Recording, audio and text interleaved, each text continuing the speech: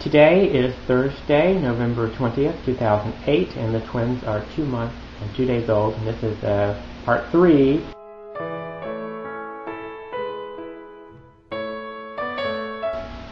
Okay, so I talked about the release from the hospital. Now we're at my father's house in the Bay Area, and it's just my dad and I and his girlfriend Rebecca, and Matt this is a Wednesday night we get there, and then Saturday Matt is supposed to come out so that I will actually have help taking care of the baby. My father and his girlfriend Rebecca, who is really wonderful, mostly take care of like cooking meals and doing stuff around the house, and I just focus on taking care of the babies and feeding the babies and diapering the babies. And if you recall, I am saying that I'm just like physically and emotionally exhausted coming out of Sacramento. Like I could not stay there another day. The irony of it is that now that all I have to do is take care of the babies, it's so much easier and so much less draining and stressful. Even though I'm not getting a solid night's sleep, I'm waking up every 3 hours to feed the baby, I feel so much better, and I can start to feel my body bounce back, and I start to feel myself kind of pull back from that edge of being sick, where I feel like, all it's going to take is shaking hands with the wrong person or grabbing the wrong door handle and I'm going to get sick. I start to feel better, so I don't think that's going to happen anymore, and so that's a really great feeling. So Matt's coming out in a couple days. Get a call from Matt, talking to him. It's like this is time for me to like transfer everything I can to him to help, so that he can help take care of the logistics and stuff like that, so that I can just focus on the baby. And he's sick. And he's been sick for a couple of days, but he hasn't really been talking to me about it because he didn't want to worry me, and he's like trying to get over it. But it's been about 3 or 4 days that he's sick, and he's like really worried at this point whether he should come out on Saturday and take care of the babies. I'm like, you gotta come out because I really need help. And my phone's beeping. And so what are we gonna do? Oh, and I've got to set up a pediatrician appointment for Friday, which is, what is that day? I guess that's the 10th, Friday, October 10th. Because you're supposed to take the babies to a pediatrician within 3 to 5 days of release from the hospital. So we're worried about that. I'm like, look, don't postpone your trip. Come out here on Saturday. We'll figure it out, and maybe you'll be better by then. And go to the pediatrician on Friday. Talk to the pediatrician. I said, my partner Matt's really worried about being around the babies because he's been sick for about 4 or 5 days. I'm hoping he's not contagious anymore. Should he come or whatever. And so she's really great, Dr. Roback. And so I said, would you be willing to call Matt and talk to him? So she calls Matt and talks to them, kind of gets the story of his, how long he's been sick and what he has and all that. She's like, look, you're beyond the point at which you're going to be contagious. You should, go ahead and come out, and it's going to be fine. That's great. So Matt's still on for Saturday. But in that intervening time, when we were worried about, and he's still going to be sick, so he's not going to have a lot of energy and stuff like that to help me. So I'm like, I got a couple more days kind of flying solo. But what we end up doing kind of in that time is, in talking to my mom, she's like, look, I will come out and help you for a week with the baby so that Matt can get better and so that you guys can have the help you need. And so that's what she does. Matt comes out on Saturday, my mom comes out on Sunday. And she's really excited to see the babies anyway. They're very cute. You're very cute, aren't you? So that's what happens. She comes out, and Matt's there, and she helps with the feeding, and my dad mostly ends up staying at his girlfriend Rebecca's house. And so we got my mom and Matt and I figuring out how to take care of 2 beautiful little girls. And so, we're learning a lot in the process. The whole reason we're at my dad's house is that when you do a domestic adoption, if it's not in the state in which you live, there is this interstate compact replacement of children process, where the Department of Social Services in California, in this case, has to process some paperwork about the adoption.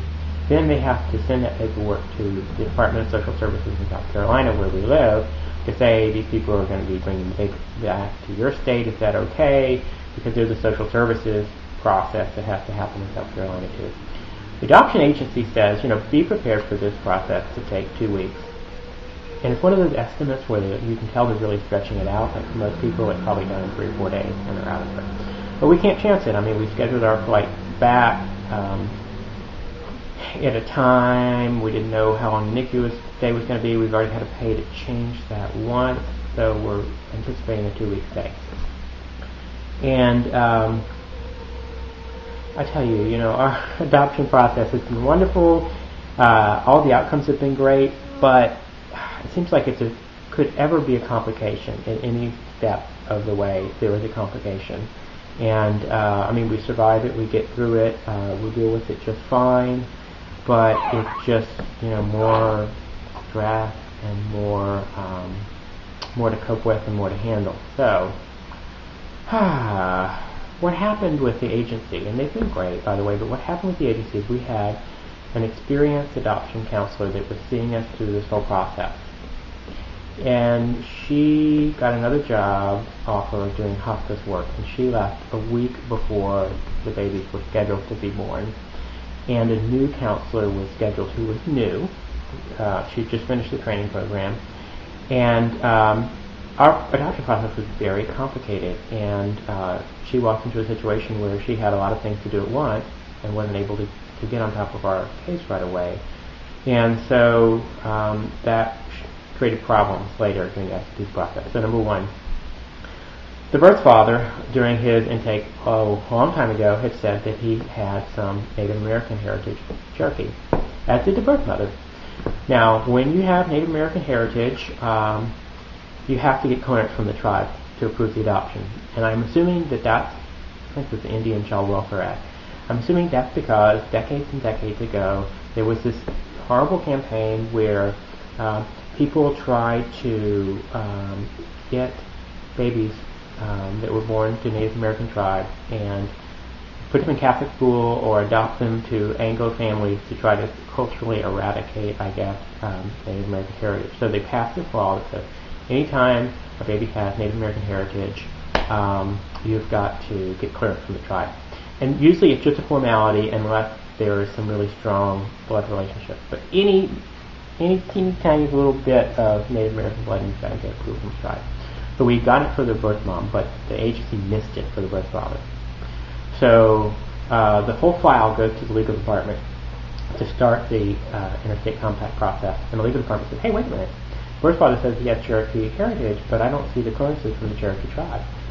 And they're like, oh, oops, we missed that.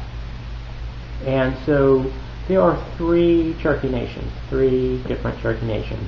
And all 3 of them are going to have to sign off on the adoption process.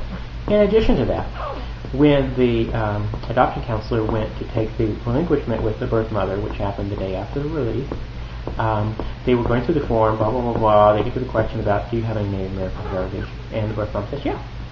And the counselor says, oh, okay, well, which tribe? Now, she had already answered this question, and we'd already gotten clearance from Chickapaw tribe, Quapaw tribe, one of those tribes, months ago. But the birth mother doesn't remember that. I mean, because this is so remote, this heritage is so remote, she doesn't remember that. And so she said, I don't know, I can't remember which tribe.